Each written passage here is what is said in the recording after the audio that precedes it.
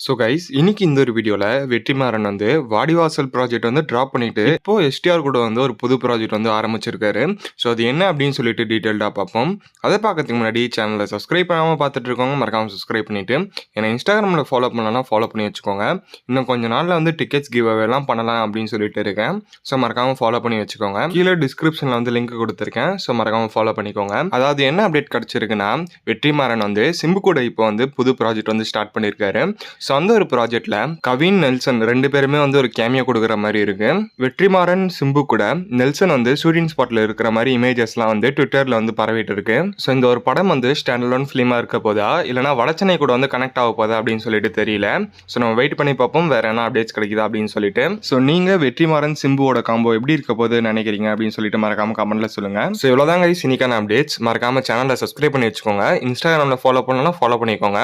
இன்னொரு நல்ல வீடியோவில் வந்து பார்க்குறேன். Bye guys.